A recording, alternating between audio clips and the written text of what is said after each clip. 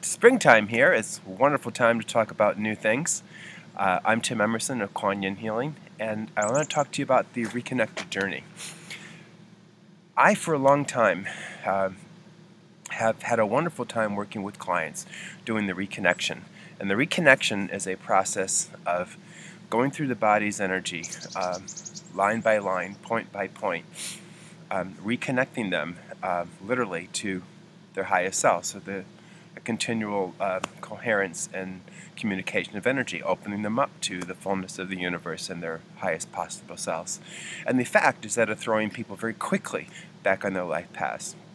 If you look at the testimonials on my page, you'll see several references to things just keep getting better, unexpected doors open, things continue to reveal themselves. This is the whole process of this.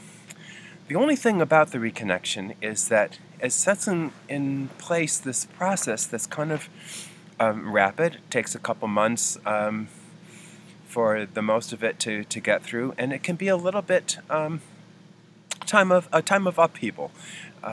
Things are changing. You don't really know why, because we're working at levels of higher frequencies than our normal thought levels, and just kind of shoot through the limitations that we create for ourselves, which is good, but it can be a little bit confusing. So that was one concern that I had. There ought to be some way that we could kind of help each other out. Who do you talk to about something like that? When I had my reconnection, I had maybe one friend I could try to express what was going through things. So this was one concern I had. A second is, how can we make the most of this? We're raising our vibration very quickly when we go through this process. It's a once-in-a-lifetime experience. So how can we really capitalize on what's happening in the most positive ways? And the other thing is that once you've been through this process and you go back to your ordinary life, what happens then? How do you incorporate all this? How do you use this really to full advantage, to do the work that you came here to do? So these are the things that I've been working on for the last year that has become the Reconnective Journey. It's a program that's put together many of my own experiences from business, from teaching, from my own trials, and I've come up with this 8-week plan that I'm offering. And week one is kind of stepping into being. So we cross the threshold. But before we can cross the threshold, we have to recognize where we are. Most of us are living lives that are just shadows of what we really could be, because we create this world, and then we live in it, and then we justify it. And we're not in a hurry to let go of it, even when it's not everything that we might want. So what are our hidden worlds? What's the nature of our perceived reality? What's holding us back? Really kind of getting into that, looking at our world, and not accepting things that we would normally accept. One of the things I've learned about healing is not to accept mere absence of illness as healing. What are the obstacles? What is it that we're kind of not paying attention to?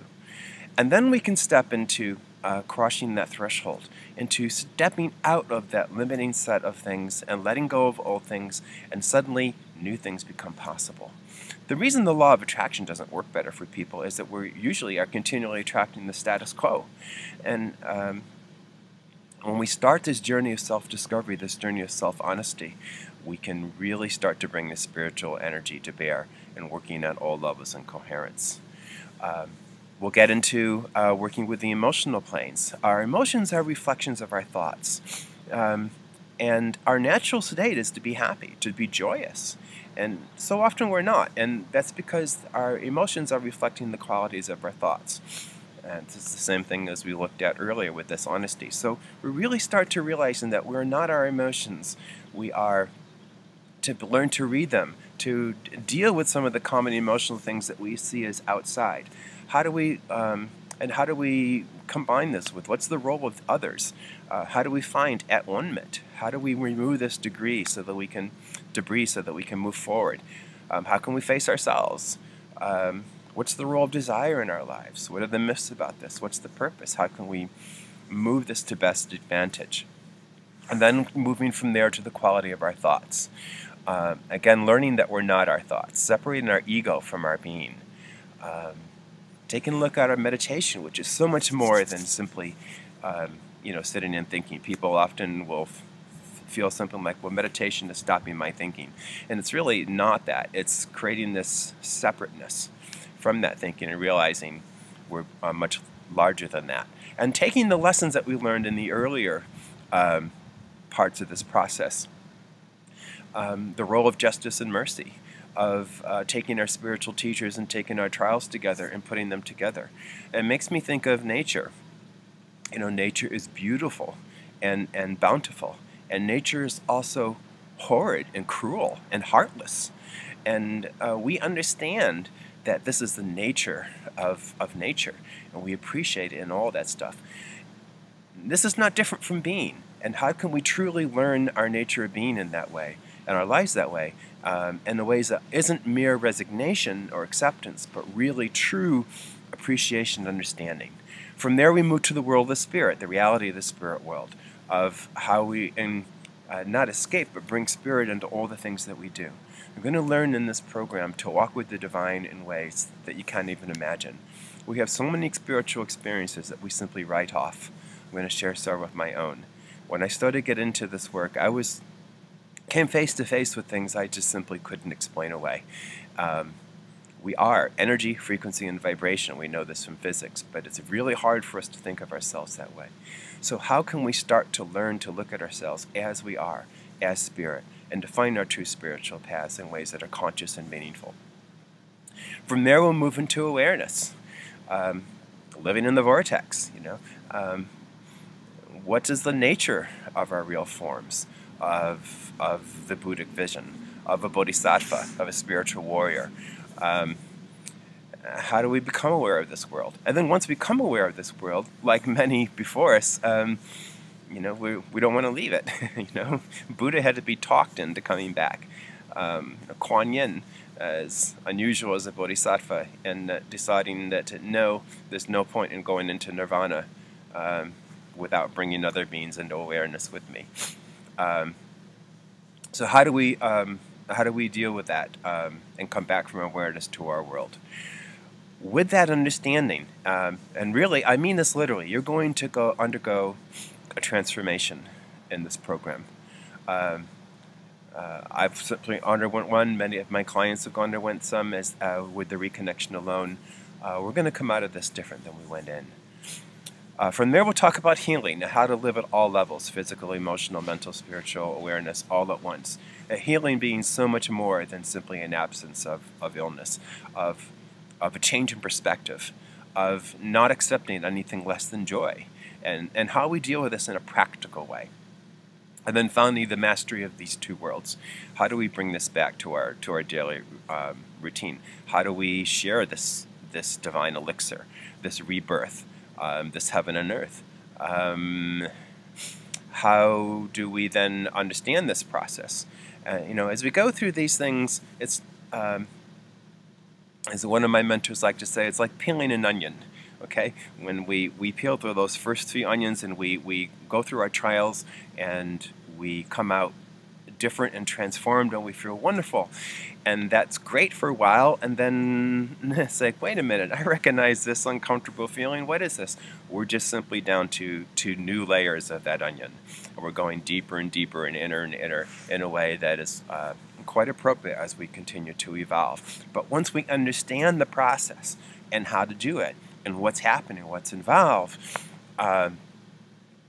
instead of, geez, here I go again, we can say, I know what this is, and I know what to do, and to start to go through this awareness. And maybe that's a key word for this program, this reconnective journey. It's a journey to awareness, but it is one that's very practical. I got into this originally because of my business background. I knew that people were struggling things. I can't get the job I want. I feel stuck where I'm at. I feel stuck in this relationship. I feel stuck in this situation. I feel stuck in this situation. And none